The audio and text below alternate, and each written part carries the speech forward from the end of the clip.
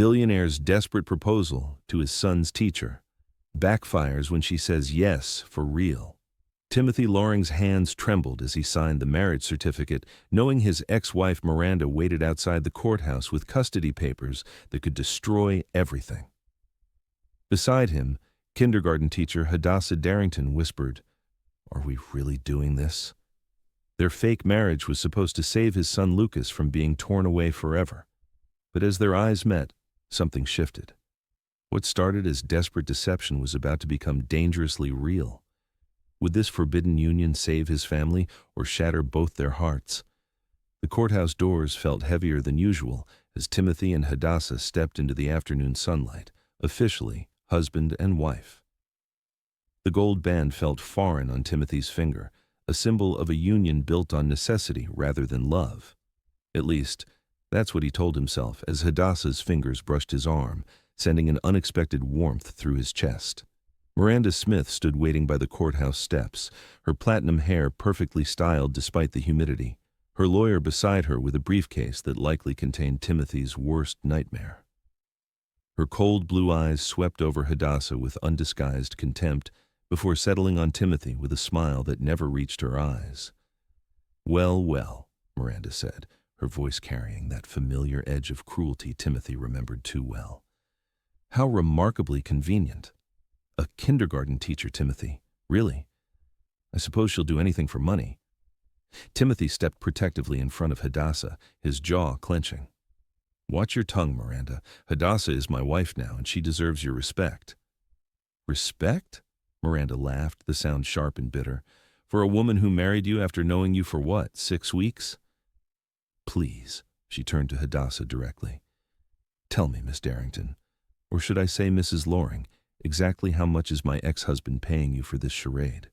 Hadassah straightened to her full height, her amber eyes flashing with quiet fire. "Mr. Loring isn't paying me anything, Miss Smith. I married him because I love Lucas and want what's best for him." "How noble," Miranda's lawyer interjected, adjusting his wire-rimmed glasses. "Judge Foster will be very interested in the timeline of this relationship. 6 weeks from first meeting to marriage is quite expedited." Timothy's protective instincts flared. "Our timeline is none of your concern, Richardson. What matters is that Lucas has a stable, loving home." "We'll see about that," Miranda said, her smile turning predatory. "Court is in 2 weeks, Timothy. I hope your new wife is prepared for what real scrutiny looks like." She turned on her heel and walked away, her lawyer following like a shadow. As the courthouse steps emptied, Timothy and Hadassah stood alone, the weight of what they'd done settling between them like a stone. "Are you okay?" Timothy asked quietly, his steel blue eyes searching her face with unexpected tenderness.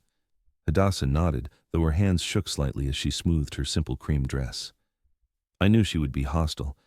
I just didn't expect—" She trailed off, looking down at her own wedding ring. "Expect what?"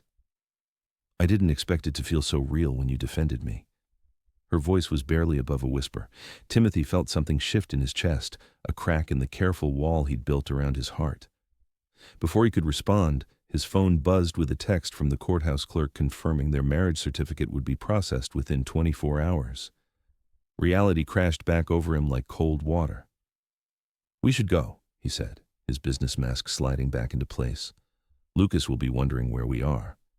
But 6 weeks earlier, Timothy Loring had been a different man entirely, one who believed his billions could solve any problem that didn't involve the human heart. The mahogany walls of Timothy's downtown office had witnessed many difficult conversations, but none quite like this one. James Richardson sat across from Timothy's massive desk, legal documents spread between them like tarot cards predicting a devastating future. "The custody petition was filed this morning," James said, his normally steady voice carrying an edge of concern. "Miranda's lawyers are claiming that your work schedule and bachelor lifestyle make you an unfit primary caregiver for Lucas." Timothy's hands clenched into fists on his desk. "Unfit? I've never missed a school event, never been late for pickup, never put work before Lucas when it mattered." "I know that, Timothy. But Miranda's legal team has documentation of your 70-hour work weeks, your business travel schedule, and they're painting a picture of a child raised by nannies while his father builds an empire. That's not true, and you know it. Timothy stood abruptly, pacing to the floor-to-ceiling windows overlooking the city he'd conquered through sheer determination and innovative thinking. His telecommunications empire had grown from his parents' small family business into a global powerhouse, but right now, all that success felt meaningless. Truth doesn't always matter in family court, James said gently. What matters is perception. Judge Foster has a reputation for favoring traditional family structures. She's expressed concern in previous cases about single parents who prioritize career over children. Timothy's reflection in the window showed a man who looked older than his 36 years, the weight of building an empire etched in the lines around his eyes. What are you saying? I'm saying that Miranda has painted herself as the stable parent seeking to rescue her son from an emotionally absent father. She's moved back from California, found a job at a local marketing firm, rented a house in Lucas's school district. She's building a case for permanent relocation. She abandoned Lucas for 2 years, Timothy said through gritted teeth. She chose her career in Los Angeles over her son. How is that stability? She's claiming she's made her mistakes and learned from them. Her lawyers are spinning the narrative that she's the reformed parent while you're the workaholic who puts business before family. Timothy pressed his forehead against the cool glass. Somewhere across town, his 5-year-old son was in his kindergarten classroom, probably building with blocks or listening to a story, blissfully unaware that his entire world might crumble in 2 weeks. The thought made Timothy's chest tighten with panic he hadn't felt since his parents died in a car accident when he was 25, leaving him to build their small business into something that could support the extended family who depended on it. There has to be something we can do, Timothy said. Some way to prove that Lucas belongs with me. James was quiet for a long moment, shuffling through papers. Finally, he looked up with the expression of a man about to suggest something he wasn't sure he believed in himself. Judge Foster has made comments in previous rulings about the importance of stable 2-parent households. She's traditional in her views about family structure. James paused. If you were married, Timothy, to someone who could provide the maternal stability the court is looking for. I'm not interested in fake relationships or convenient arrangements, Timothy said sharply. I'm not talking about fake, James replied carefully. I'm talking about finding someone who genuinely cares about Lucas, someone who could be a real partner and mother figure. Someone the court would see as providing the stability they're concerned about. Timothy laughed bitterly. And where exactly am I supposed to find this magical woman who wants to marry a stranger for the sake of a custody battle? Someone who would love Lucas like her own child and somehow not be interested in my money? James was quiet, but something in his expression made Timothy turn from the window. What aren't you telling me? It's just, you've mentioned that Lucas has formed an unusual attachment to his kindergarten teacher. Miss Darrington, wasn't it? You said she's the only person who can calm him down when he has those anxiety episodes about his mother. Timothy's mind went immediately to the previous week, when he'd arrived at Meadowbrook Elementary to find Lucas in the middle of a panic attack, hyperventilating and crying in the hallway. The school nurse had been at a loss, but Hadassah Darrington had appeared as if summoned by magic, kneeling beside Lucas and speaking to him in a voice so calm and sure that Timothy had felt his own racing heartbeat slow just listening to her. Miss Darrington is Lucas's teacher, Timothy said slowly. She's not... We don't have that kind of relationship. But Lucas trusts her, James pointed out, and from what you've told me, she genuinely cares about his well-being. That's not something you can fake in court, Timothy. Genuine care shows. Timothy found himself thinking about the way Hadassah looked at Lucas, like he was precious and worthy of protection, the way she remembered details about his drawings, his favorite stories, his fears about the dark. The way Lucas lit up whenever he saw her, running to her with the uninhibited joy children reserve for people who make them feel completely safe. I can't ask a woman to marry me just to help me win a custody case, Timothy said, but even as he spoke the words, desperation was taking root in his chest like a weed. What if it wasn't just about the custody case? James asked quietly. What if it was about giving Lucas the stability he needs, regardless of what happens in court? What if it was about finding someone who could love him the way he deserves? Timothy closed his eyes, seeing Lucas's face the night before, small and worried as he asked, "Daddy, is Mommy really going to take me far away?" "I don't want to leave you and Miss Hadassah." The way Lucas had included his teacher in that statement, as if she were already part of their small family, had torn at Timothy's heart in ways he hadn't expected. "I need to think about this," Timothy said finally. "Don't think too long," James warned. "The custody hearing is in 6 weeks. If you're going to make any changes to your personal situation, the court needs time to see evidence of stability and commitment." After James left, Timothy sat alone in his office as the sun set over the city skyline, painting everything in shades of gold and amber that reminded him inexplicably of Hadassah Darrington's eyes. The parking lot of Meadowbrook Elementary was nearly empty when Timothy arrived to pick up Lucas that Friday evening. He'd deliberately come late, hoping to catch Miss Darrington alone so he could observe the interaction between her and Lucas without the chaos of other parents and children. What he wasn't prepared for was the scene that greeted him through the classroom window. Hadassah Darrington sat cross-legged on the colorful carpet, Lucas curled up beside her as she read from a picture book about a little boy who was afraid of thunderstorms. Her voice was soft and melodic, carrying just enough drama to keep Lucas engaged, but not so much as to overstimulate him. Timothy recognized the careful balance immediately, the way she seemed to understand exactly what Lucas needed before he needed it. She was beautiful, Timothy realized with a start. Not in the polished, high-maintenance way that Miranda had been beautiful, but in a natural, warm way that made him want to step closer just to bask in that gentle radiance. Her dark hair was pulled back in a simple ponytail, and her yellow sundress was practical rather than fashionable, but something about her gracefulness made Timothy's chest tighten unexpectedly. Lucas spotted him through the window and jumped up with excitement, but instead of running directly to Timothy, he turned back to Hadassah. "Miss Hadassah, can you tell my daddy about the thunderstorm book? I want him to read it to me at home." Hadassah looked up, her amber eyes meeting Timothy's through the glass, and he felt something electric pass between them before she looked away, a slight blush coloring her cheeks.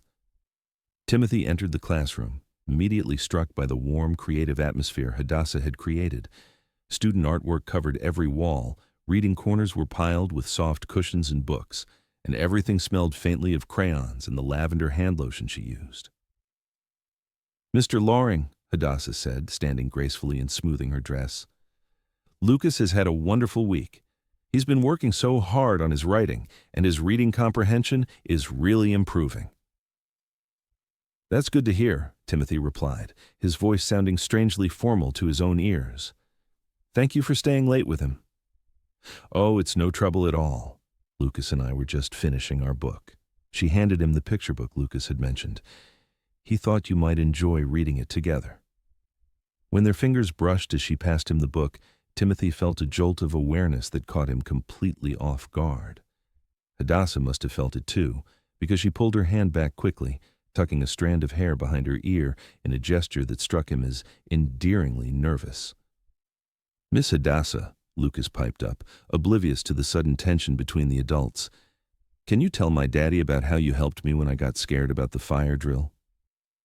"Lucas had a moment of anxiety during our fire drill practice," Hadassah explained to Timothy, her voice gentle and professional. "We talked about how sometimes our minds create scary stories about things that might happen, and how we can tell ourselves different, braver stories instead." Timothy looked down at his son, whose face was bright with admiration for his teacher. "That sounds very wise." "Miss Hadassah is the smartest person I know," Lucas announced with 5-year-old certainty. "She knows about everything, even the scary stuff." Something in Lucas's tone made both adults pause. Timothy knelt down to his son's level. "What scary stuff, buddy?" Lucas glanced between Timothy and Hadassah, his little face scrunching up with worry. "About when parents don't live together anymore." Miss Hadassah explained that sometimes families change shape, but the love stays the same. Timothy's throat tightened. He looked up at Hadassah, who was watching Lucas with such gentle compassion that Timothy felt something crack open in his chest. "Miss Darrington," he said quietly, "do you have a moment to talk? About Lucas's family situation?" Hadassah nodded, gesturing toward the reading corner. "Lucas, sweetheart, why don't you organize the book bin while your father and I chat?" They moved to the corner of the classroom, speaking in low voices while Lucas busied himself with picture books. "He knows about the custody case," Timothy said, without preamble. "I thought I was protecting him by not discussing it, but he's picked up on more than I realized." "Children are remarkably intuitive," Hadassah replied softly. "Lucas has been asking questions about families, about what happens when parents live in different places. I've tried to be reassuring without overstepping boundaries." "You're not overstepping," Timothy said quickly. You're the only person who can calm him down when he gets anxious about his mother. I don't know how you do it." "I just listen to him," Hadassah said simply, "and I try to help him understand that he's safe and loved, no matter what changes happen around him." Timothy studied her face, noting the way her eyes softened when she talked about Lucas, the genuine care evident in every word. James's suggestion echoed in his mind, but looking at Hadassah now, surrounded by the classroom she'd created with such obvious love and dedication, the idea seemed both impossible and somehow inevitable. "Miss Darrington," he began, then stopped, shaking his head. "I'm sorry, this is going to sound incredibly presumptuous." "What is it, Mr. Loring?" The way she said his name with such gentle attention made his resolve weaken and strengthen simultaneously. "Would you be willing to have coffee with me sometime? To discuss Lucas's needs during this difficult time?" The words came out more formal than he'd intended, a businessman's approach to what was rapidly becoming something much more personal. Hadassah was quiet for a moment, her gaze moving to Lucas, who was now building a tower with picture books, completely absorbed in his task. "I think that would be helpful," she said finally, "for Lucas's sake." "For Lucas's sake," Timothy agreed, though even as he said it, he knew that wasn't the whole truth. There was something about Hadassah Darrington that drew him in, something beyond her obvious love for his son. When she looked at him, he felt seen in a way that had nothing to do with his wealth or his business success. Have you ever felt like Timothy, watching someone love your child in ways that both humble and inspire you? Tell me about a teacher who made a difference in your family's life. Let me know where you're watching from, and hit subscribe if this story is already touching your heart. "Daddy," Lucas called out, interrupting Timothy's thoughts, "look what Miss Hadassah taught me to build." Timothy turned to see his son standing proudly beside a tower of books that somehow managed to be both architecturally sound and creative. "That's incredible, Lucas," Timothy said, meaning it. He looked back at Hadassah. "You've taught him well." "He's a remarkable child," Hadassah replied, her voice warm with affection. "He has such a big heart and such a curious mind. Any teacher would be lucky to have him in their class." The simple sincerity of her words hit Timothy like a physical blow.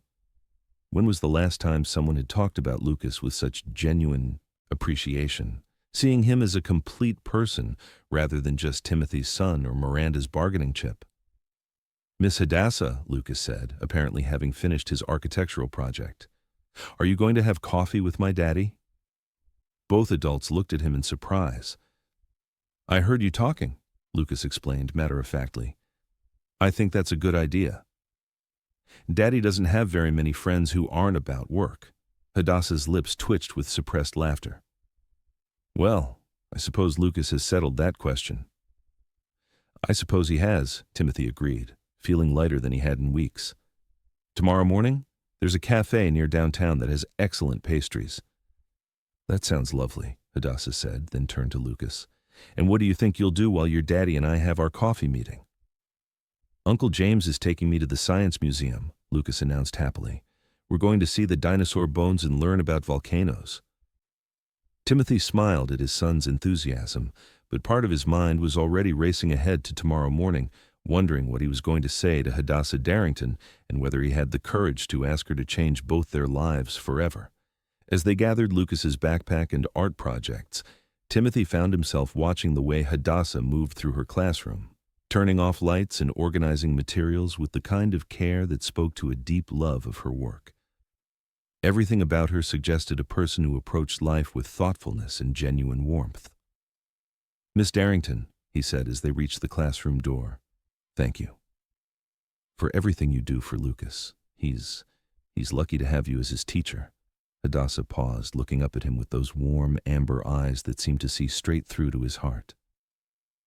"Mr. Loring," she said softly, "I think you should know that Lucas talks about you constantly. About the bedtime stories you tell him, about how you taught him to ride his bike, about the way you make pancakes shaped like dinosaurs on Saturday mornings. You're a wonderful father. Don't let anyone convince you otherwise." Timothy felt his throat close up with unexpected emotion.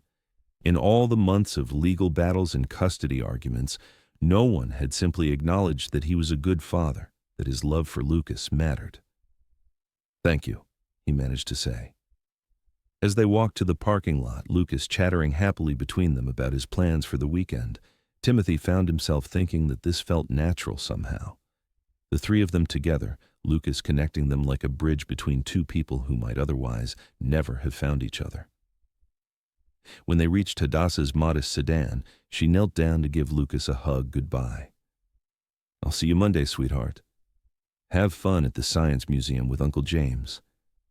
"I will," Lucas promised, then looked up at Timothy. "Daddy, don't forget to tell Miss Hadassah about the dinosaur pancakes." "I won't forget," Timothy said, meeting Hadassah's amused gaze over Lucas's head. As they drove home, Lucas chattering in the back seat about his day, Timothy found himself thinking about tomorrow morning's coffee meeting with a mixture of anticipation and terror. He was about to ask this remarkable woman to risk everything for a child who wasn't even hers, to enter into a marriage of convenience that could destroy her reputation and her career. But watching her with Lucas, seeing the genuine love and care in her eyes, Timothy began to think that maybe, just maybe, James had been right. Maybe what Lucas needed wasn't just stability or legal protection. Maybe what Lucas needed was exactly what Timothy was beginning to suspect he needed too, someone who could love them both not for what they could provide, but for who they were. The question was whether Hadassah Darrington would be willing to take the greatest risk of her life for a family she'd only just begun to know. Chapter 2. The coffee shop Timothy had chosen was exactly the kind of place Hadassah would have picked herself, cozy and warm with local art on the walls and the rich aroma of freshly ground beans filling the air. She arrived a few minutes early, selecting a corner table where they could speak privately, and tried to calm the nervous flutter in her stomach. She'd spent half the night thinking about Timothy Loring, trying to reconcile the intimidating billionaire she'd read about in business magazines with the worried father who'd looked at her with such desperate hope in his eyes. There was something about him that didn't quite fit the cold corporate image, something vulnerable underneath all that controlled composure. Timothy arrived precisely on time, looking effortlessly elegant in dark jeans and a navy sweater that brought out the steel blue of his eyes. He scanned the coffee shop until he spotted her, and the way his face relaxed when their eyes met made Hadassah's pulse quicken unexpectedly. "Miss Darrington," he said, approaching her table with 2 steaming cups. "I hope you don't mind. I took the liberty of ordering. Coffee with cream, no sugar, and they recommended the blueberry scone." Hadassah stared at him in surprise. "How did you know how I take my coffee?" Timothy's cheeks colored slightly. "Lucas mentioned that you drink coffee during parent conference week, and I may have asked him a few questions about his favorite teacher's preferences." The thought of this powerful man questioning a 5-year-old about her coffee habits was so endearing that Hadassah felt her careful composure slip. "That's very thoughtful," she said, accepting the cup and inhaling the perfect aroma. "Lucas is quite observant." "He is indeed." Timothy settled into the chair across from her, his hands wrapped around his own cup as if anchoring himself. "Miss Darrington, I want to thank you again for agreeing to meet with me. I know this is unusual. Please, call me Hadassah. And it's not unusual at all for parents and teachers to discuss a child's well-being outside of school." "Is that what we're doing?" Timothy asked quietly, his eyes searching her face with an intensity that made her breath catch. Hadassah set down her coffee cup, studying the man across from her. There was something in his expression, a desperation carefully controlled but still visible around the edges, that made her pulse race with anticipation and concern. "Why don't you tell me what's really happening, Timothy?" she said, using his first name deliberately. "Lucas has been asking questions about families and change, and yesterday when I mentioned his mother, he got that worried look he gets sometimes." Timothy was quiet for a long moment, his jaw working as if he were fighting some internal battle. Finally, he spoke. "Miranda is seeking full custody of Lucas. She wants to move him to California permanently." Hadassah felt the world tilt slightly. "But Lucas has been with you since she left 2 years ago. He's settled here. He has his school, his friends." "His father," Timothy added bitterly. "Apparently that doesn't count for much in family court when the father is a workaholic billionaire, and the mother has successfully rebranded herself as the reformed parent seeking to rescue her son." "That's ridiculous," Hadassah said with more heat than she intended. "You're a wonderful father. Lucas adores you." "You think so?" Timothy's voice was vulnerable in a way that made Hadassah's heart ache. "I know so. Lucas talks about you constantly, about your Saturday morning dinosaur pancakes, about how you taught him to tie his shoes using the bunny ear method, about the bedtime stories you make up just for him. You're not an absent father, Timothy. You're present in all the ways that matter." Timothy's eyes glistened suspiciously, and he looked down at his hands. "Thank you for saying that. But the court sees things differently. My lawyer says Judge Foster prefers traditional family structures, two-parent homes, maternal figures, stability."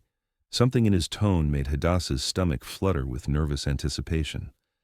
"What are you saying?" Timothy looked up, meeting her eyes with an expression so intense it took her breath away. "I'm saying that Lucas needs someone who can provide the kind of stability and maternal care the court is looking for, someone who already loves him, who he trusts completely." "Timothy," Hadassah began, her voice barely above a whisper. "I'm saying that I think you're that person," Timothy continued, leaning forward across the small table. "And I'm wondering if you would consider helping us. Helping me keep my son." The coffee shop seemed to fade around them, the morning chatter becoming white noise as Hadassah processed what Timothy was really asking her. "How exactly would I help you?" she asked, though she suspected she already knew. Timothy took a deep breath, his hands clenching and unclenching around his coffee cup. "By marrying me." The words hung between them like a challenge, impossible and terrifying and somehow inevitable all at once. "You're asking me to marry you," Hadassah said slowly, "to help you win a custody case." "I'm asking you to marry me to help Lucas stay with his father," Timothy corrected gently, "to give him the family stability he needs and deserves." Hadassah stared at him, her mind reeling. "Timothy, that's insane. You barely know me. I barely know you." "But we both know Lucas," Timothy said urgently, "and we both want what's best for him." "I've seen the way you care for him, Hadassah. I've seen how much he trusts you, how safe he feels with you. He needs that. He needs you." "What you're suggesting isn't a marriage," Hadassah said, her voice shaking slightly. "It's a business arrangement." "It would be a legal marriage," Timothy said carefully, "with all the rights and protections that entails. I would make sure you were financially secure, that your future was protected regardless of what happens between us." Hadassah stood abruptly, needing space to think, to breathe. Timothy's proposition was overwhelming in its impossibility and its temptation. The practical part of her mind immediately began calculating what marriage to Timothy Loring would mean financially, how it would solve her student loan debts, her family's medical bills, her constant worry about making ends meet on a teacher's salary. But the larger part of her was thinking about Lucas, about the trust in his eyes when he looked at her, about how devastating it would be for him to be torn away from the father who clearly adored him. "You could ask anyone," she said, pacing beside the table. "Any socialite or businesswoman who would fit better into your world." "I don't want someone from my world," Timothy said quietly. "I want someone Lucas already loves, someone who sees him as a complete person, not just as Timothy Loring's son." "This is crazy," Hadassah muttered, running her hands through her hair. "This is absolutely insane." Timothy stood as well, moving closer to her but not crowding her space. "Hadassah, I know how this sounds. I know what I'm asking of you. But Lucas is going to lose his father if something doesn't change, and I won't let that happen." The raw pain in his voice stopped her pacing. She turned to look at him, seeing past the successful businessman to the terrified father underneath. "What exactly are you proposing?" she asked, proud that her voice remained steady. "A marriage of convenience," Timothy said. "Legal and binding, but with boundaries we both agree on. Separate bedrooms, separate lives in many ways, but a united front for Lucas and for the court." "And after the custody case is resolved?" Timothy hesitated. "We would discuss that when the time comes. I wouldn't keep you trapped in a loveless marriage, Hadassah. If you wanted out, we could arrange a divorce that would leave you financially secure for the rest of your life." Hadassah studied his mate's face, looking for any sign of deception or manipulation, but all she saw was desperate sincerity and carefully controlled hope. "I need time to think about this," she said finally.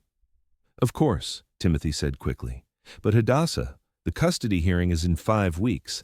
If we're going to do this, we need time to establish the relationship, to make it believable." "Believable?" Hadassah repeated. "As in, we'd have to convince people we were actually in love."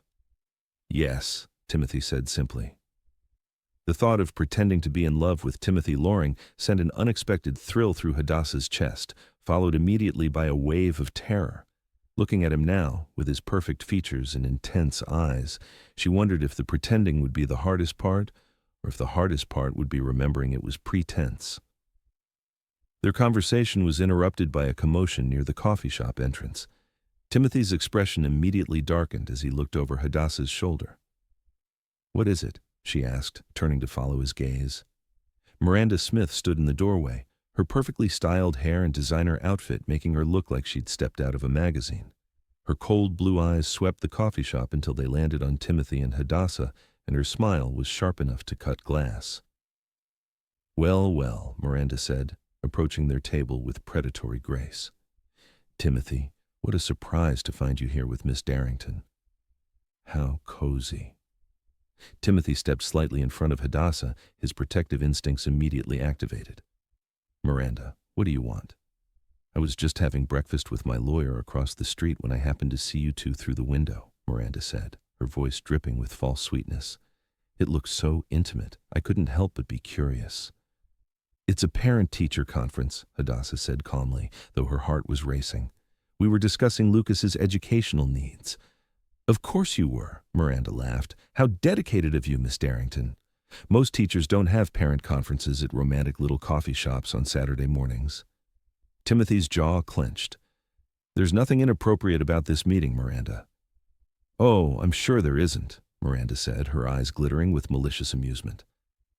"I'm just fascinated by how quickly you've bonded with Lucas's teacher, Timothy. One might almost think you were developing feelings for her."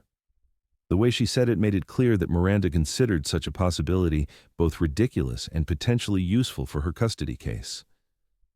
"Miss Darrington is an excellent teacher who cares about Lucas's well-being," Timothy said evenly. "I'm grateful for her dedication." "How noble," Miranda replied. "Well, I won't interrupt your educational discussion any longer. Miss Darrington, I do hope you'll be careful about getting too involved in family matters that don't concern you. Family court can be quite brutal for outsiders who get caught in the middle." The threat was subtle but clear. Miranda smiled sweetly and walked away, leaving Timothy and Hadassah standing together in tense silence. "That was a warning," Hadassah said quietly. "That was Miranda being Miranda," Timothy replied grimly. "But yes, it was definitely a warning." Hadassah looked at Timothy, seeing the way his hands had clenched into fists, the protective anger radiating from him like heat. In that moment, she realized that her decision was already made. "I'll do it," she said. Timothy's head snapped toward her. "What?" "I'll marry you," Hadassah said, her voice stronger now. "For Lucas. To keep him with his father where he belongs." Timothy stared at her for a moment, as if he couldn't quite believe what he'd heard. Then his face broke into the first genuine smile she'd ever seen from him, transforming his austere features into something breathtakingly warm. "Hadassah," he said, his voice rough with emotion. "Thank you. I promise you won't regret this." Chapter 3. Looking at Timothy's relieved expression, Hadassah felt the magnitude of what she'd just agreed to settle over her like a heavy blanket. But beneath the fear was something else, something that felt suspiciously like excitement. "We need to discuss terms," she said, slipping back into her practical teacher mode. "Boundaries, expectations, what this arrangement actually looks like day to day." "Of course," Timothy agreed, gesturing for her to sit back down. "What do you need to know?" "Everything," Hadassah said simply. "I need to understand what I'm getting into, Timothy. This isn't just about the wedding ceremony. We're talking about living together, convincing a judge that we're genuinely committed, raising Lucas together. That's not something I can take lightly." Timothy nodded, his expression growing serious. "You're absolutely right. This affects your entire life, your career, your future. I don't take that responsibility lightly." "Good," Hadassah said, pulling a small notebook from her purse. "Then let's start with the basics, living arrangements." "I have a penthouse downtown with plenty of space," Timothy said. "You would have your own bedroom, your own bathroom, complete privacy. We could set up a study for you if you want to continue working on lesson plans at home." "I plan to keep teaching," Hadassah said firmly. "That's non-negotiable. My students need me, and I need my work." "I wouldn't dream of asking you to give up your career," Timothy said quickly. "In fact, your dedication to teaching will only strengthen our case in court. It shows stability and maternal instincts." Hadassah winced slightly at the clinical way he described her passion for education, but she pushed the feeling aside. "What about Lucas? How do we handle the transition from teacher-student relationship to whatever this becomes?" Timothy's expression softened. "Lucas already thinks of you as family, Hadassah. He talks about you constantly, asks when he can see you outside of school. I think he would be thrilled to have you be a permanent part of his life." The thought of Lucas's joy at having her around all the time made Hadassah's heart clench with unexpected emotion. She'd grown so attached to that sweet, thoughtful little boy over the past months. The idea of being able to protect him, to be there for him every day, was more appealing than she wanted to admit. "And after the custody case is resolved?" she asked, echoing her earlier question. Timothy was quiet for a moment, his fingers drumming against the table. "I meant what I said before. I wouldn't trap you in a marriage you didn't want. We could arrange for a quiet divorce, and I would make sure you were financially secure for life." "That's very generous," Hadassah said, though something about discussing their theoretical divorce before they'd even gotten married felt surreal. "It's fair," Timothy corrected. "You would be taking an enormous risk for my family. The least I can do is ensure that risk doesn't ruin your future." There was something almost businesslike about the way he discussed their arrangement, and Hadassah found herself both grateful for his practicality and oddly disappointed by it. What had she expected? Declarations of hidden feelings, romantic promises. This was a marriage of convenience, nothing more. "I have conditions," she said, forcing herself to match his professional tone. "Name them." "First, complete honesty between us, especially about anything that affects Lucas. No surprises, no secrets that could blow up in court." "Agreed." "Second, I want to meet with your lawyer before we go any further. I need to understand the legal implications of what I'm agreeing to." "James is excellent," Timothy said. "He'll answer any questions you have." "Third, if at any point this arrangement becomes harmful to Lucas, emotionally, psychologically, in any way, we stop immediately. His well-being comes before the custody case, before our convenience, before everything." Timothy's eyes filled with something that looked like admiration. "Absolutely. Lucas's happiness is the most important thing." Hadassah studied his face, looking for any sign that he was simply telling her what she wanted to hear, but she saw only sincerity. "One more condition," she said quietly. "If we do this, if we get married and convince the court we're a real family, then while we're married, we act like a real family." Lucas can't feel like he's living in the middle of a business arrangement. He deserves to feel loved and secure. What exactly does that mean? Timothy asked. It means we spend time together as a family. It means we support each other in front of Lucas. It means we make decisions together about his care and his future. It means we don't let him see us as strangers who happen to share a house. Timothy nodded slowly. That makes sense. For Lucas's sake. For Lucas's sake, Hadassah agreed, though she suspected it would mean much more than that for all of them. They spent the next hour working through practical details. Timeline for the wedding, how to handle their family's reactions, what story they would tell about their sudden relationship. By the time they were finished, Hadassah's notebook was full of plans and contingencies, but her mind was spinning with the reality of what she'd committed to. Hadassah, Timothy said as they prepared to leave, I know this isn't how anyone dreams of getting engaged, but I want you to know that I'll do everything in my power to make this work. For Lucas and for you. Looking into his steel blue eyes, Hadassah felt something flutter in her chest that had nothing to do with their practical arrangement and everything to do with the man sitting across from her. I know you will, she said softly. We both will. As they walked to their cars, Timothy suddenly stopped, turning to face her with an expression she couldn't quite read. What is it? Hadassah asked. I just realized, Timothy said, his voice carrying an odd note of surprise, that we're going to need rings. The thought of wearing Timothy Loring's wedding ring sent an unexpected thrill through Hadassah's entire body. I suppose we are. Would you like to pick them out together? Timothy asked, and for the first time since they'd met, he seemed genuinely uncertain. To make it more believable, I mean. That would be wise, Hadassah agreed, though the idea of shopping for wedding rings with Timothy felt both thrilling and terrifying. Tomorrow afternoon, Timothy suggested, after Lucas's soccer practice? That works for me, Hadassah said, then paused. Timothy, what are we going to tell him? About us getting married? Timothy's face broke into a smile that transformed his entire expression. We're going to tell him that we've fallen in love and that we want to be a real family. Together. The way he said it, with such warmth and conviction, made Hadassah wonder if Timothy was a better actor than she'd given him credit for. Or if maybe, just maybe, there was more truth in those words than either of them was ready to admit. The jewelry store Timothy chose was elegant but not ostentatious, the kind of place that spoke of quality rather than showiness.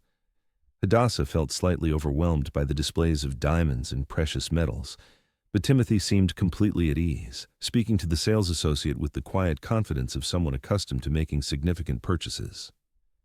We're looking for wedding bands, Timothy explained to the older gentleman who approached them. Something classic but not too elaborate.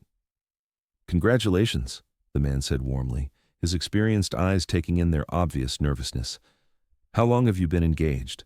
Hadassah and Timothy exchanged a quick glance. Oh, not long, Timothy said smoothly. We're planning a small ceremony next month. How wonderful. Let me show you some options. As the sales associate laid out several ring sets, Hadassah found herself drawn to a simple but elegant design, platinum bands with a subtle pattern that caught the light beautifully.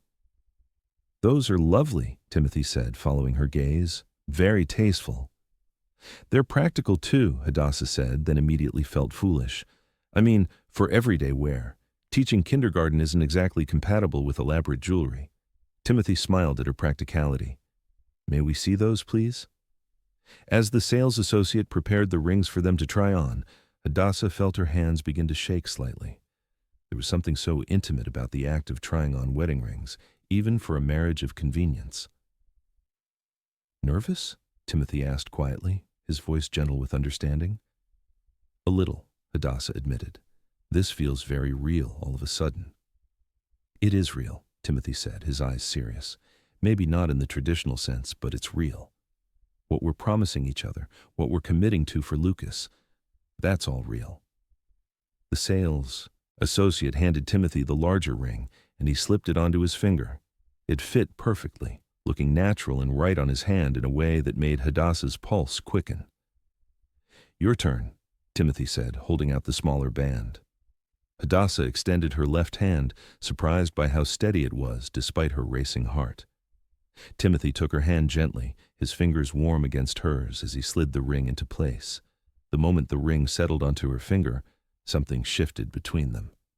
Timothy's thumb brushed across her knuckles, and when she looked up into his eyes, she saw something there that made her breath catch, something that looked suspiciously like genuine affection.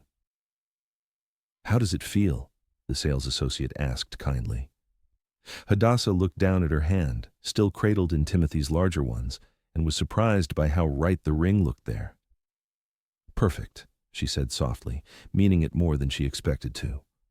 "Perfect," Timothy agreed, his voice carrying an odd note of wonder.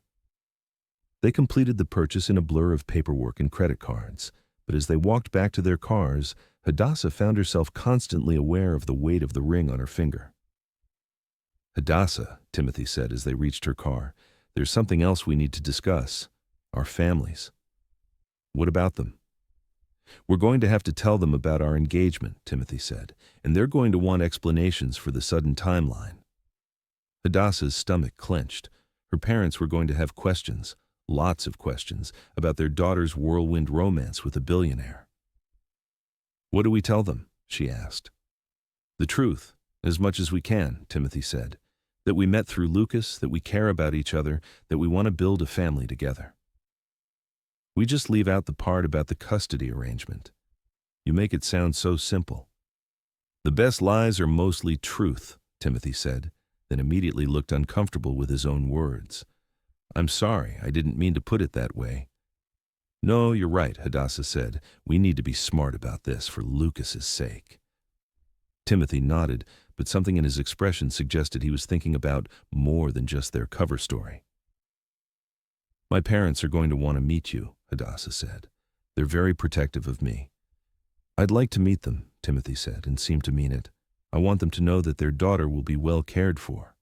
The sincerity in his voice made Hadassah's chest tight with unexpected emotion. When was the last time someone had spoken about taking care of her?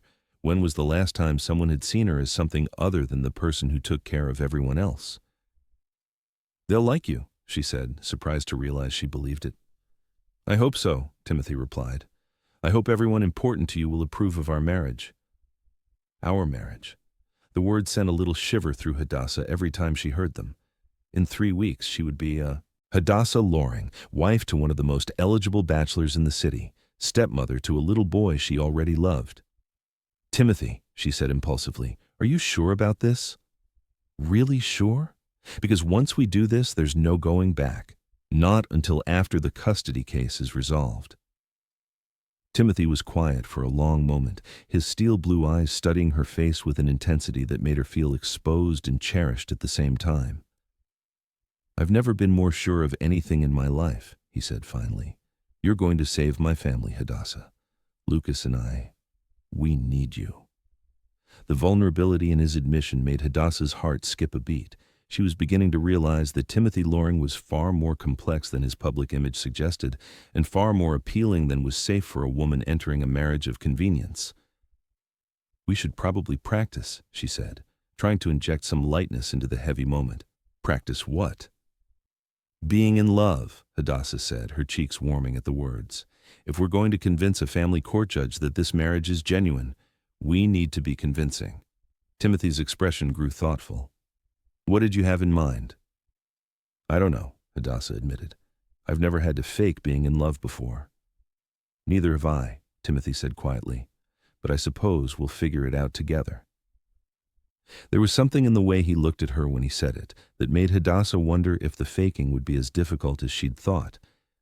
Standing there in the jewelry store parking lot, wearing Timothy's ring and planning their fake marriage, she was beginning to suspect that her biggest challenge wouldn't be convincing everyone else that she was in love with Timothy Loring.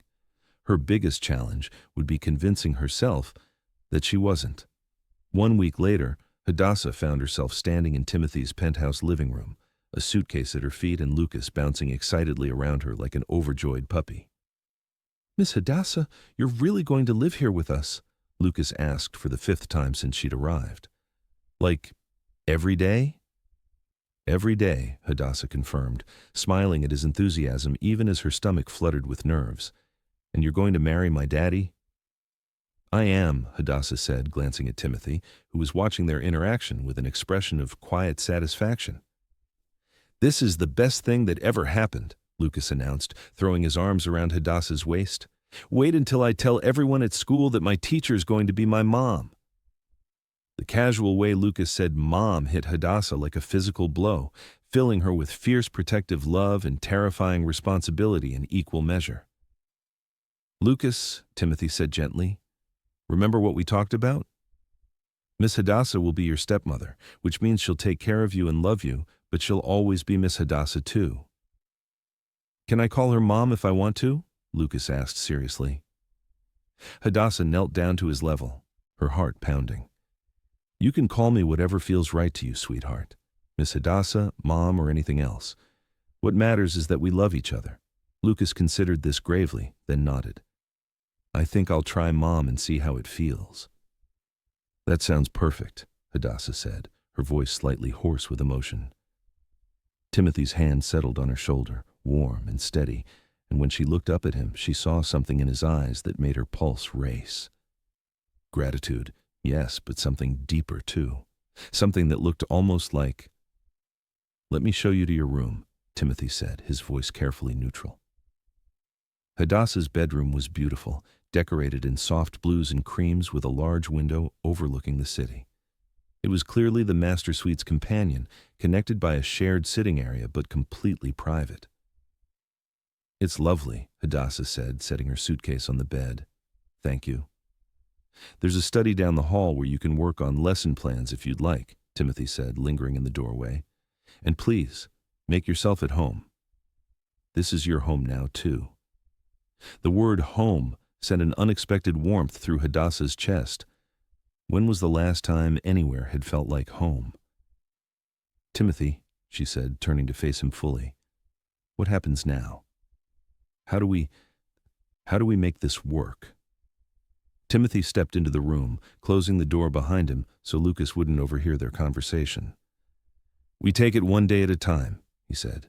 We focus on Lucas, on being the family he needs. Everything else, he trailed off, his eyes searching her face. Everything else we'll figure out as we go.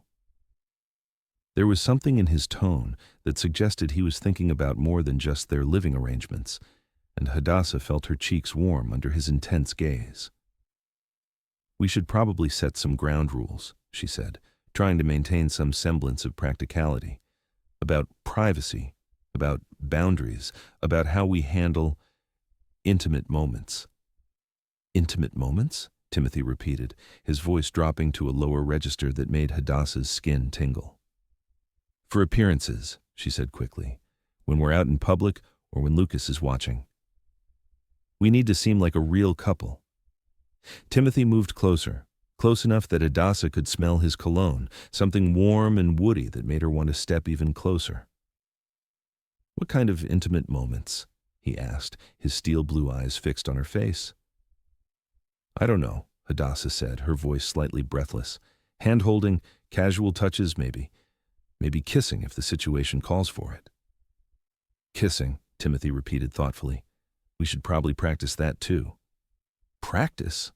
Hadassah's voice came out as barely a whisper.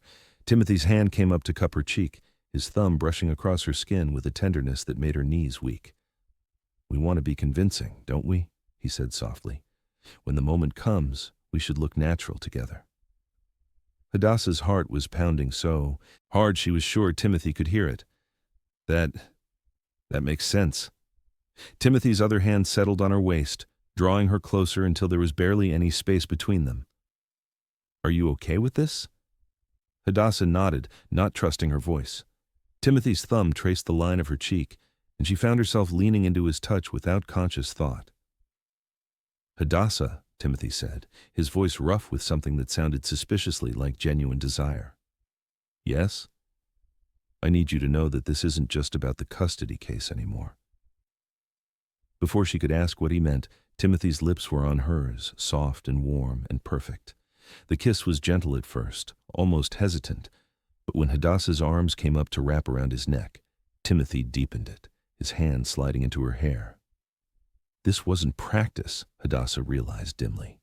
This was something else entirely, something real and powerful and completely beyond the bounds of their careful arrangement.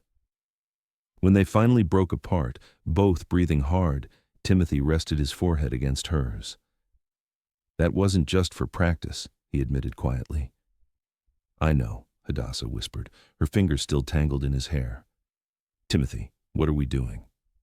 "I don't know," Timothy said honestly, "but I know I don't want to stop."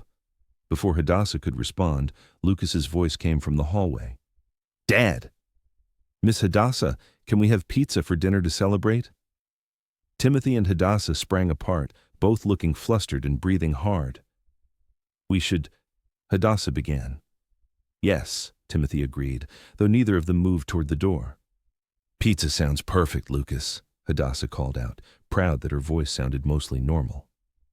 As Timothy opened the door and Lucas bounded in, chattering excitedly about their celebration dinner, Hadassah caught sight of herself in the bedroom mirror. Her lips were slightly swollen, her cheeks flushed, her eyes bright with something that looked suspiciously like happiness. Looking at Timothy, who was listening to Lucas with a soft smile while his eyes kept drifting back to her, Hadassah realized that their marriage of convenience was becoming something far more complicated and infinitely more dangerous, and she was beginning to think she didn't mind the danger at all. Chapter 4. The next 2 weeks passed in a blur of wedding preparations and careful choreography.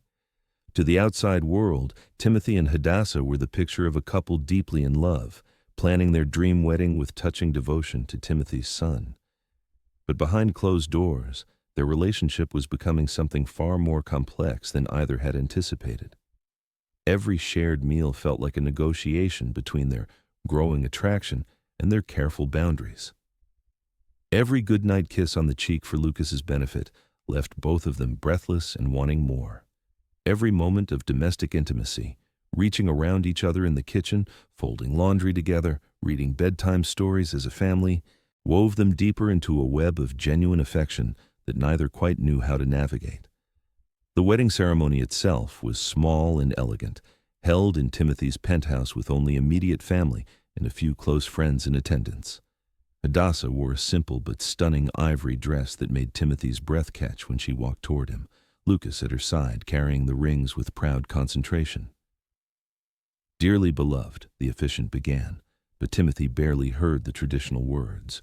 All his attention was focused on the woman standing before him, radiant with nervous joy and something deeper that made his chest tight with unexpected emotion.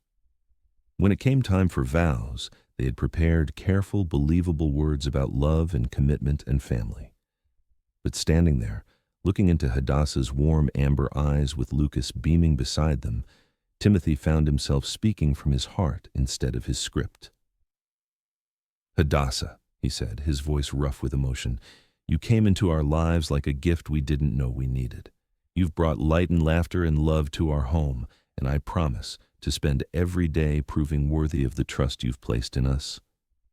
Hadassah's eyes filled with tears, and her own vows deviated from their careful plan as well. "Timothy, you and Lucas have given me a family I never dreamed I could have. I promise to love and protect you both, to stand by you in every challenge, and to help build the home we all deserve." When the officiant pronounced them husband and wife, Timothy's kiss was meant to be brief and appropriate for their small audience. Instead, it lingered, becoming something tender and real and full of promise that made Hadassah's pulse race with possibility. "I now pronounce you husband and wife," the officiant concluded with a warm smile. "You may kiss your son." Lucas giggled as both Timothy and Hadassah swooped down to kiss his cheeks, and the three of them stood together in their first official moment as a family, surrounded by the warm approval of their loved ones. But it was later that evening, after the guests had gone and Lucas was tucked safely in bed, that the real challenge of their new arrangement began. Hadassah stood in the shared sitting area between their bedrooms, still wearing her wedding dress but with her hair loose around her shoulders and her feet bare.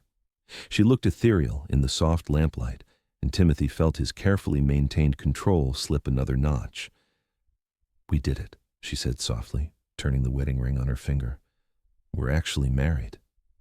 "We are," Timothy agreed, moving closer despite every rational thought telling him to maintain distance. How do you feel? Different, Hadassah admitted, looking up at him with eyes that held a mixture of wonder and uncertainty. I know it's just a legal arrangement, but it feels real, Timothy finished for her. Yes, she whispered, it feels real. Timothy's hands came up to frame her face, his thumbs brushing across her cheekbones. Hadassah, I need to tell you something.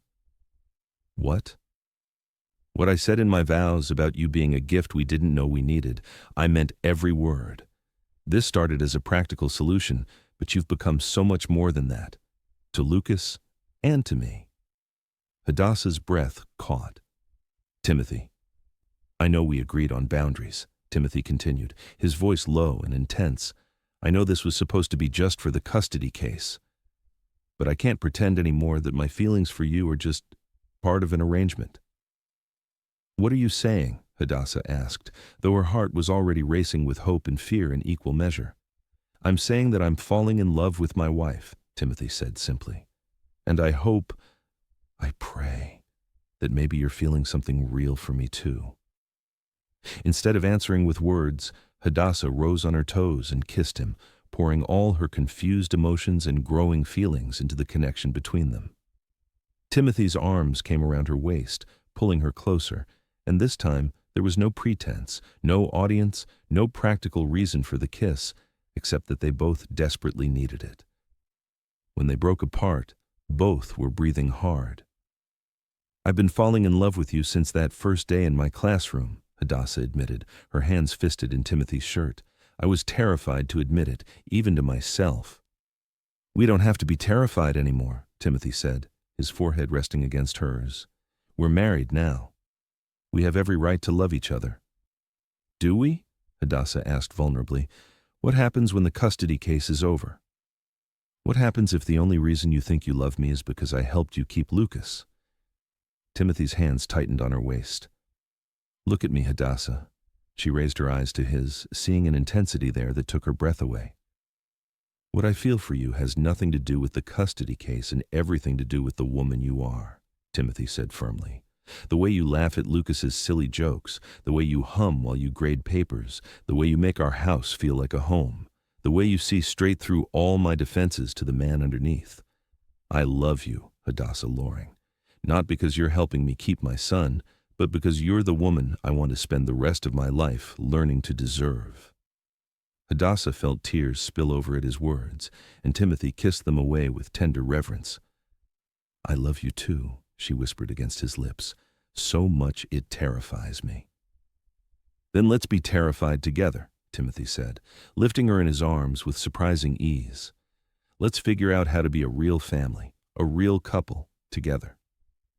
As he carried her toward the master bedroom, Hadassah's practical mind tried to voice objections, reminders about boundaries and complications and the risks they were taking.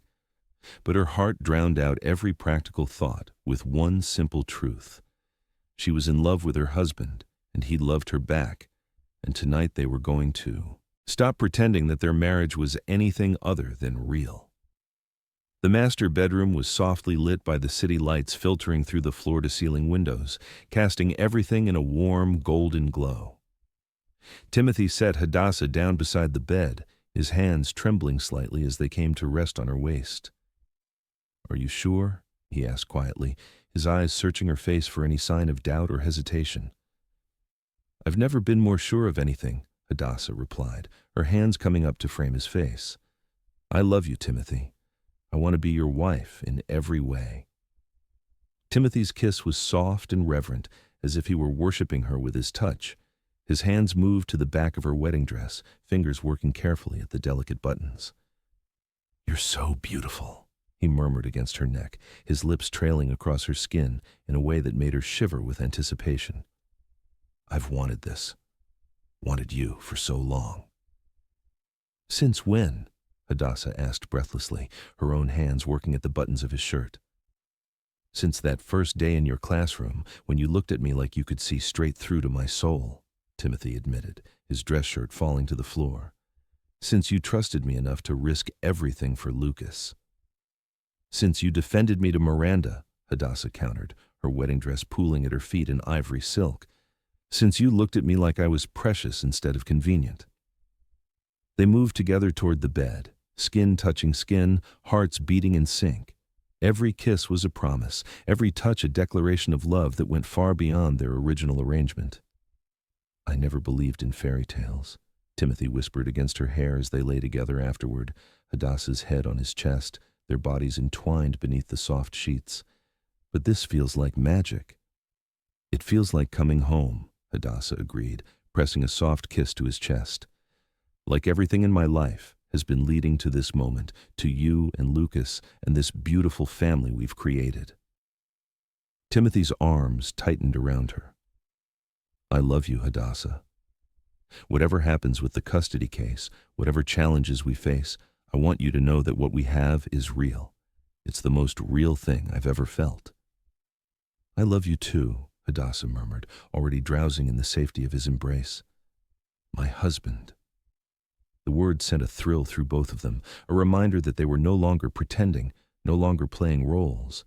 They were Timothy and Hadassah Loring, husband and wife, partners in every sense of the word. But their blissful bubble of newlywed happiness was shattered the next morning by James Richardson's urgent phone call. Timothy. James's voice was tense even through the phone speaker. We have a problem. Miranda's private investigator has been watching you. Timothy sat up in bed, immediately alert, his arm instinctively tightening around Hadassah, who had awakened at the sound of James's voice. What kind of watching? Timothy asked grimly. Photos, Timothy. Of you and Hadassah before the wedding, the coffee shop meeting, the jewelry store, her moving into your penthouse.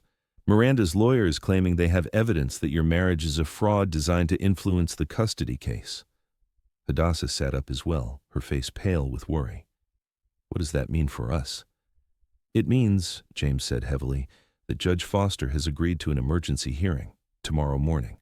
Miranda is asking for an immediate injunction to remove Lucas from your custody, pending a full investigation into the legitimacy of your marriage. Timothy felt the world tilt around him.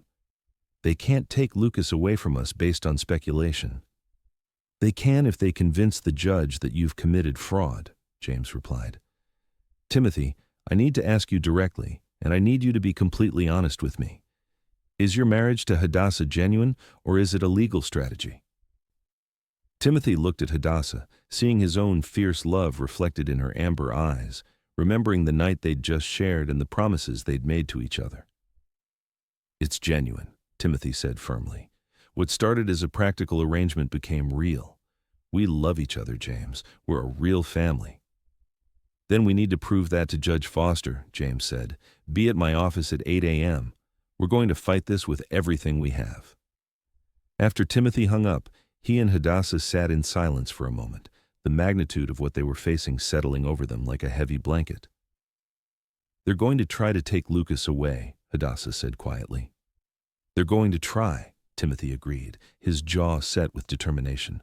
But they won't succeed. We won't let them. Hadassah turned to face him fully, her eyes blazing with fierce protectiveness. What do we need to do? We need to be ourselves, Timothy said, taking her hands in his. We need to show the court exactly what Judge Foster saw yesterday at our wedding. Two people who genuinely love each other and are committed to raising Lucas together. And if they don't believe us? Timothy's grip on her hands tightened. Then we fight harder. Because Lucas belongs with us, Hadassah. He's our son now, and nothing, not Miranda's manipulations, not her lawyer's accusations, nothing is going to change that. What would you do in Hadassah's position? Risk everything for love or protect yourself from potential heartbreak? Share your thoughts in the comments, and don't forget to subscribe to see how this impossible situation unfolds. The emergency custody hearing was held in the same courthouse where Timothy and Hadassah had been married just days before, but the atmosphere couldn't have been more different. Instead of joy and celebration, the air was thick with tension and legal threats. Miranda sat at the plaintiff's table with her lawyer, looking perfectly composed in a navy suit that managed to be both professional and subtly provocative. She'd styled herself as the wronged, mother fighting for her child's welfare, and Timothy had to admit she played the role convincingly. Judge Angela Foster took her seat with an expression of stern disapproval that made Timothy's stomach clench with dread. This was the woman who would decide Lucas's future, and she clearly wasn't pleased with the allegations being thrown around her courtroom. This emergency hearing has been called to address serious allegations regarding the legitimacy of the defendant's recent marriage, Judge Foster began, her voice crisp with authority. Counsel for the plaintiff, please present your evidence. Miranda's lawyer, a sharp-faced man named David Chen, stood with theatrical precision. Your Honor, we have compelling evidence that the defendant Timothy Loring entered into a fraudulent marriage with the child's kindergarten teacher for the sole purpose of influencing this custody proceeding. He began presenting photographs with damaging narrative precision. Timothy and Hadassah at the coffee shop, their body language tense and businesslike. Timothy alone at the jewelry store, looking more like a man making a purchase than choosing rings with his beloved. Hadassah moving into the penthouse with a single suitcase, looking overwhelmed rather than excited. As you can see, Your Honor, this so-called romance developed with suspicious speed immediately following our custody filing. 6 weeks from first meeting to marriage ceremony suggests a calculated strategy rather than genuine affection. Timothy felt Hadassah's hand slip into his under the table, her fingers intertwining with his in a gesture of solidarity that gave him strength. Furthermore, Chen continued, we have testimony from school personnel indicating that Miss Darrington appeared financially stressed prior to this relationship, struggling with student loan debt and family medical expenses. The financial incentive for this arrangement is obvious. Judge Foster's expression grew more severe with each piece of evidence, and Timothy's hope began to waver. James Richardson stood to respond, his own presentation careful and measured. Your Honor, what the plaintiff characterizes as suspicious timing is actually the natural progression of two people who discovered unexpected love during a difficult period. The defendant and his wife are prepared to testify about the genuine nature of their relationship. I'll hear that testimony, Judge Foster said. But first, I want to address the elephant in the room. Mr. Loring, did you propose marriage to Miss Darrington as a strategy to strengthen your custody case? Timothy stood, feeling the weight of Lucas's future in his answer. Your Honor, I initially approached Hadassah about the possibility of marriage because Lucas needed stability, and she was the person who provided that for him. But what developed between us became genuine long before our wedding ceremony. That's a very convenient distinction, Mr. Loring, Judge Foster observed, dryly. Your Honor, Hadassah said, standing before anyone could stop her, may I address the court? James looked alarmed, but Judge Foster nodded permission. Your Honor, when Timothy first proposed this arrangement, I was offended. I thought he was trying to buy a solution to his problems, but I agreed because I love Lucas, and I could see how much his father loves him. What I didn't expect was to fall in love with Timothy himself. Hadassah's voice grew stronger as she continued. Yes, I had financial difficulties. Yes, the timing seems convenient, but love doesn't follow legal schedules, Your Honor. What matters is that Lucas has a father who adores him and would do anything to protect him, and now he has a stepmother who feels the same way. Mrs. Loring, Judge Foster said, her tone slightly softer, you understand that if this court determines your marriage is fraudulent, both you and your husband could face serious legal consequences? I understand, Your Honor. But our marriage isn't fraudulent. It may have begun unconventionally, but it's real. Miranda's lawyer objected, but Judge Foster held up her hand for silence. I'm going to recess this hearing for 1 hour, she announced. When we return, I want to hear from the child in question. Lucas will be interviewed in chambers to determine his feelings about his current living situation.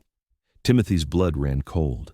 Lucas was only 5 years old, and the trauma of being questioned about his parents could devastate him regardless of the outcome. Your Honor, Timothy said quickly, Lucas is just a child. This kind of questioning could be harmful to him emotionally. Mr. Loring, this child's welfare is exactly what this hearing is about, Judge Foster replied firmly. I need to understand his perspective on these living arrangements. During the recess, Timothy and Hadassah waited in the hallway, both too anxious to sit still. Lucas arrived with Timothy's sister Sarah, who had been watching him during the hearing. He looked small and confused in his best clothes, clearly aware that something important was happening, but not understanding what. "Daddy, why are you at the courthouse again?" Lucas asked, slipping his small hand into Timothy's larger one. "Are you and Mom in trouble?" The casual way Lucas called Hadassah Mom hit Timothy like a physical blow, and he saw tears spring to Hadassah's eyes. "We're not in trouble, sweetheart," Hadassah said, kneeling to Lucas's level. "The judge just wants to talk to you about how you feel about our family." "What kind of talk?" Lucas asked suspiciously. "She wants to know if you're happy living with Daddy and me," Hadassah explained gently. Lucas looked confused. "Of course I'm happy.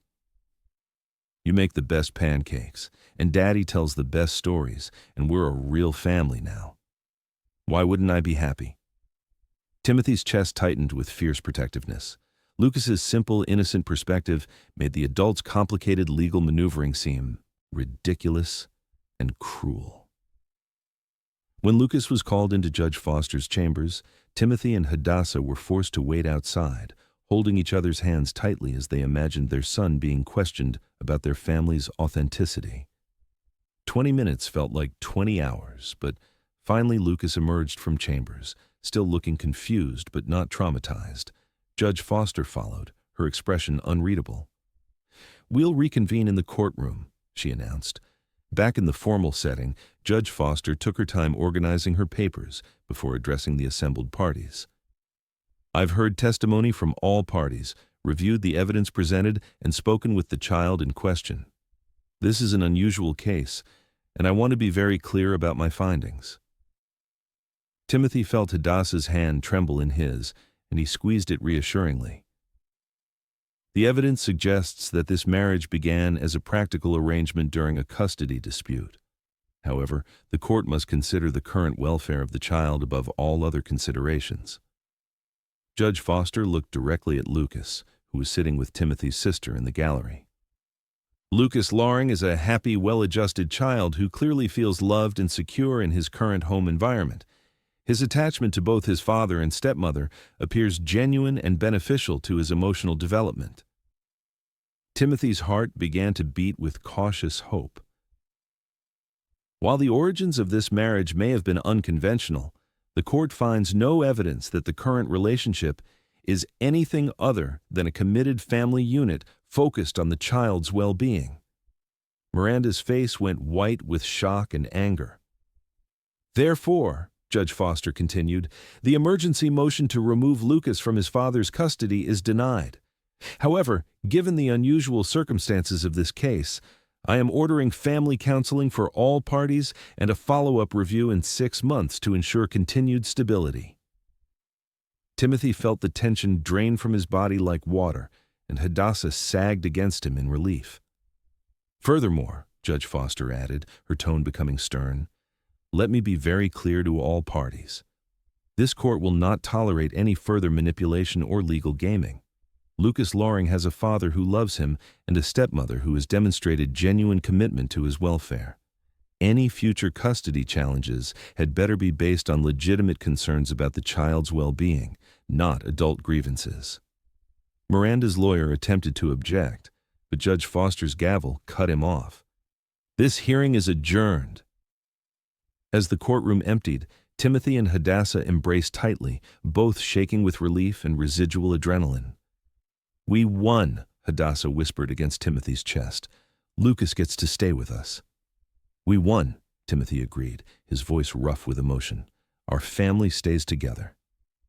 Lucas ran to them from the gallery, throwing his arms around both their waists.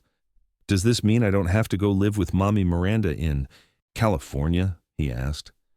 "That's right, sweetheart," Timothy said, lifting Lucas into his arms. "You get to stay home with us." "Good," Lucas said with 5-year-old satisfaction. "I told the judge that you and Mom love each other for real, not just pretend. I can tell the difference." Timothy and Hadassah exchanged a look over Lucas's head, both struck by their son's simple wisdom. "You're right, buddy," Timothy said softly. "We love each other for real." But their victory celebration was interrupted by Miranda's sharp voice behind them. "This isn't over, Timothy," she said, her composed facade finally cracking to reveal the bitterness underneath. "You think you've won, but Lucas will eventually see through this charade you're playing." Timothy turned to face his ex-wife, his arm protectively around Hadassah's shoulders and Lucas still in his arms. "Miranda, Lucas is happy and loved and secure," Timothy said firmly. "That's all that should matter to you as his mother." "I am his mother," Miranda snapped. "Not her, not some gold-digging teacher who saw an opportunity and took it." "Miranda," Hadassah said quietly, stepping forward with dignity that made Timothy's chest swell with pride. "I know you love Lucas, and I would never try to replace you in his life. But I love him too, and I love his father. This isn't about gold-digging or opportunities, it's about family." Miranda looked like she wanted to say more, but her lawyer put a restraining hand on her arm. "We'll be appealing this decision," he said coldly. "That's your right," James Richardson replied smoothly. "But I'd advise you to consider whether continued litigation is really in Lucas's best interest." As Miranda stalked away with her legal team, Timothy felt the last of his tension finally dissolve. They had won more than just a legal battle. They had proven to themselves and to the world that their love was real. "Come on," Timothy said to his family, his heart full of joy at that simple word. "Let's go home." The penthouse had never felt more welcoming than it did that afternoon. Lucas, finally understanding that he wouldn't be separated from his father and stepmother, was giddy with relief and excitement. He chattered nonstop about what he'd told the judge, about how he'd explained that his new mom made the house feel sparkly and that his dad smiled more now than he ever had before. "Lucas," Hadassah said as she helped him out of his formal clothes and into play clothes, "you were so brave today. I'm very proud of you." "I just told the truth," Lucas said matter-of-factly. "You and Daddy love each other, and you both love me, and we're happy." That's not hard to explain. If only adult relationships were as simple as a 5-year-old perceived them to be, Timothy thought, watching his wife and son together with overwhelming gratitude. That evening, after Lucas was tucked into bed with extra bedtime stories and reassurances that their family was safe, Timothy and Hadassah finally had a moment alone to process everything that had happened.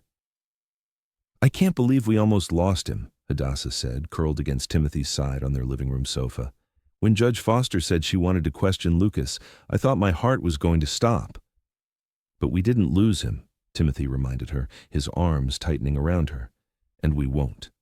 He's ours, Hadassah, legally, emotionally, completely ours." "I love him so much," Hadassah whispered. "I know he's not my biological child, but the love I feel for him is as real as if I'd carried him myself." "You are his mother," Timothy said firmly. "Biology doesn't determine love. You've proven that over and over again." They sat in comfortable silence for a while, both still processing the emotional intensity of the day. "Timothy," Hadassah said eventually, "what happens now?" "The custody case is resolved. Lucas is safe with us. We've proven our marriage is real. What comes next?" Timothy pulled back slightly so he could look at her face, studying the woman who had transformed his entire world in just a few short months. "What comes next," he said softly, "is the rest of our lives. Together. As a real family, built on real love." "Are you sure?" Hadassah asked vulnerably. "Are you sure this isn't just adrenaline and relief talking? Are you sure you won't wake up tomorrow and realize you only needed me for the custody case?" Timothy's answer was to kiss her, soft and deep and full of promise. "Hadassah Loring," he said against her lips, "I fell in love with you before I ever asked you to marry me. The custody case brought us together, but it's not what keeps us together. What keeps us together is this." He placed her hand over his heart. "And this." He placed his hand over her heart. "And him." He gestured toward Lucas's bedroom. "We're a family because we choose to be. not because a judge said we could be. Hadassah felt tears slip down her cheeks, but they were tears of joy rather than fear. "I love you," she whispered. "I love you so much it scares me sometimes." "Then let's be scared together," Timothy said, echoing his words from their wedding night. "Let's build something beautiful and lasting and real together." As they headed toward their bedroom, hand in hand, Hadassah marveled at how much her life had changed in such a short time. 6 months ago, she had been a struggling kindergarten teacher, worried about bills and wondering if she would ever find the kind of love that lasted. Now she was a wife and mother, part of a family that felt like everything she'd ever dreamed of and more. "Timothy," she said as they reached their bedroom door, "I have a confession." "What's that?" "I think I started falling in love with you that very first day when I saw how much you loved Lucas. Watching you with him, seeing how gentle and patient and devoted you were. I knew you were a good man. Everything else just grew from there." Timothy's smile was radiant with happiness. "So we both fell in love before we had any business falling in love." "Apparently so," Hadassah agreed, laughing softly. "Well then," Timothy said, lifting her into his arms, "I'd say we're exactly where we're supposed to be." As he carried her across the threshold of their bedroom, both of them laughing with the joy of people who had found their way home, Hadassah reflected that the best fairy tales weren't the ones that began with "once upon a time." The best fairy tales were the ones that began with two people choosing to love each other every single day, no matter what challenges they faced, and their fairy tale was just beginning. Chapter 5. 6 months later, the Loring family had settled into a rhythm of domestic happiness that felt both natural and miraculous. The court-mandated family counseling sessions had become something they all looked forward to, not because they needed intervention, but because they enjoyed talking about their family's growth and success with Dr. Patricia Williams, their warm and insightful therapist. "Lucas seems remarkably well adjusted to all the changes in his family structures," Dr. Williams observed during their final mandatory session. "He speaks about both parents with equal love and respect, and his school reports indicate he's thriving academically and socially." "He's an amazing kid," Hadassah said, her hand finding Timothy's naturally. "Sometimes I think he handled our transition better than we did." "Children are often more adaptable than adults give them credit for, Doctor," Williams replied with a smile. "But it takes conscious effort from parents to create the kind of security and stability Lucas clearly feels. You've all done beautiful work building your family." Timothy squeezed Hadassah's hand, thinking about how far they'd all come from that desperate morning when he'd first proposed their marriage arrangement. The man who had been willing to enter a loveless marriage of convenience felt like a stranger now, someone from another lifetime. "Dr. Williams," Lucas piped up from his chair, swinging his legs cheerfully, "can I tell you about our family vacation?" "I'd love to hear about it, Doctor," Williams said warmly.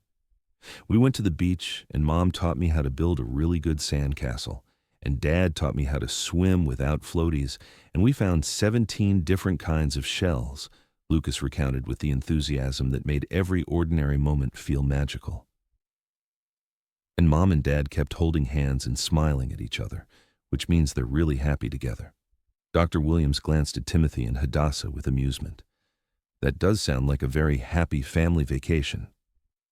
"It was perfect," Hadassah said, her voice soft with contentment. "Everything about our life together has been perfect." "Not perfect," Timothy corrected gently, "but real. Real and wonderful and worth every challenge we faced to get here." The follow-up court hearing the following week was a formality. Judge Foster reviewed Dr. Williams's glowing report, observed the obvious happiness and stability of all three family members, and officially closed the custody case. "The court finds that Lucas Loring is thriving in his current family environment," Judge Foster declared. "All previous orders remain in effect, and this case is officially resolved." Miranda, who had attended with a new lawyer for one final attempt at an appeal, looked defeated, but no longer bitter. The past months seemed to have given her perspective on what was truly best for Lucas. After the hearing, she approached Timothy, Hadassah, and Lucas in the courthouse hallway. "Timothy," she said quietly, "I owe you an apology." all of you. Timothy was surprised by the genuine remorse in her voice. Miranda. I let my anger and hurt over our divorce cloud my judgment about what was best for Lucas, she admitted, looking down at their son with what appeared to be genuine maternal love. He's happy with you. Both of you. I can see that now.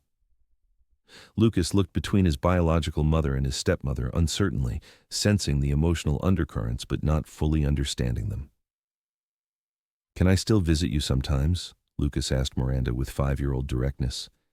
Even though I live with Mom and Dad? Miranda's eyes filled with tears. I would like that very much, sweetheart. If your parents think it's a good idea. Timothy and Hadassah exchanged a look, communicating silently the way couples do when they've learned to read each other's hearts. I think that would be wonderful for Lucas, Hadassah said graciously. Children benefit from knowing they're loved by many people. Miranda looked at Hadassah with something approaching gratitude. Thank you. For loving him so well. For being the mother he needed when I wasn't ready to be. Thank you for trusting us with him, Hadassah replied, meaning it sincerely. As they left the courthouse for the final time, Timothy reflected on how much had changed since that first desperate day when he'd signed the marriage certificate with trembling hands. The fear and uncertainty had been replaced by joy and security. The calculated arrangement had become genuine love, and the three of them had become something he'd never quite believed in before.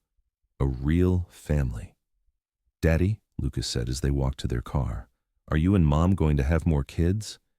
Timothy nearly tripped over his own feet, and Hadassah's cheeks turned pink with surprise and pleasure. Lucas, Hadassah laughed, that's a very personal question. But I want to be a big brother, Lucas said matter-of-factly. I think I'd be really good at it. I could teach a baby how to build with blocks and how to tie his shoes and how to not be scared of thunderstorms. Timothy and Hadassah looked at each other over Lucas's head, both thinking about the conversation they'd had just the night before, about expanding their family, about how natural it would feel to have more children together, about how much love they had to give. We'll see, buddy, Timothy said, ruffling Lucas's hair. But for now, how about we just focus on being the best family we can be, the three of us? Okay, Lucas agreed cheerfully, but when you decide to have a baby, I vote for a sister. Sisters seem fun. That evening, after Lucas was asleep, Timothy and Hadassah curled up together on their bedroom balcony, looking out over the city lights and marveling at the life they'd built together. A sister, huh? Timothy said, his arms wrapped around Hadassah from behind as she leaned against his chest. He's been thinking about this for a while. Apparently, Hadassah replied with amusement. Yesterday he asked me if babies come from love, and when I said yes, he said that meant we would probably have a baby soon because we love each other a whole lot. Timothy's laugh rumbled through his chest. Out of the mouths of babes. Would you want that? Hadassah asked quietly. More children? A bigger family? Timothy turned her in his arms so he could see her face in the soft light from their bedroom. I want everything with you, he said simply. More children, more years, more mornings waking up beside you, more bedtime stories with our kids, more family vacations, more quiet evenings just like this one. I want a lifetime of everything with you, Hadassah. I want that too, she whispered, reaching up to touch his face. I want to grow old with you, watching Lucas grow up and graduate and maybe have children of his own. I want to build something lasting and beautiful with you. Then that's what we'll do, Timothy said, sealing the promise with a kiss that tasted like forever. As they headed inside, preparing for bed and another ordinary, extraordinary day of their life together, Hadassah thought about the woman she'd been just 1 year ago, struggling financially, worried about her future, devoted to her students, but sometimes lonely in her small apartment, wondering if she would ever find the kind of love that lasted. That woman could never have imagined this life, this family, this overwhelming abundance of love and joy and security. She could never have imagined that a desperate business proposal would lead to the deepest, truest love she'd ever known. Timothy, she said as they got ready for bed, following the comfortable routine they'd established over their months of marriage. Do you ever think about how we met? About how different things could have been if you hadn't asked me to marry you? Timothy paused in brushing his teeth, considering her question seriously. I think about it sometimes, he admitted. But then I remember something Lucas said during one of our counseling sessions. He said that some things are just meant to be and that we were meant to be a family. I think he's right. You think we were destined to find each other? I think, Timothy said, pulling her into his arms, that love has a way of bringing the right people together at exactly the right moment. Maybe I would have found some other way to win the custody case, but I never would have found another you. And Lucas never would have found another mom who loves him the way you do. And I never would have found another man who could love me the way you do, Hadassah added softly. Then I guess we're exactly where we're supposed to be, Timothy concluded, kissing her forehead with tender reverence. As they settled into bed together, Hadassah curled against Timothy's side with her head on his chest, listening to the steady rhythm of his heartbeat and thinking about all the nights they'd have just like this. 1. All the years stretching ahead of them filled with love and laughter and the sweet chaos of family life. In the room down the hall, Lucas slept peacefully, surrounded by the security of parents who adored him and each other. His drawings covered the refrigerator, his soccer schedule was posted on the family calendar, and his bedtime stories were full of heroes and adventures and happy endings. Tomorrow would bring another ordinary day in their extraordinary life together. Timothy would make dinosaur pancakes while Hadassah graded papers and Lucas chattered about his plans for the weekend. They would laugh and argue and negotiate and compromise the way all families do. But underneath it all would be the unshakable foundation of genuine love and commitment. Sometimes the most unexpected arrangements lead to the most authentic love. Have you ever found something real in the most unlikely circumstances? Share your thoughts about second chances and unexpected love stories in the comments below. Hit that like button if Timothy and Hadassah's journey touched your heart, and subscribe for more stories about love that conquers all odds. Tomorrow, we'll explore another tale of hearts finding their way home against impossible circumstances. Until then, remember that love often arrives exactly when we need it most, even when we least expect it.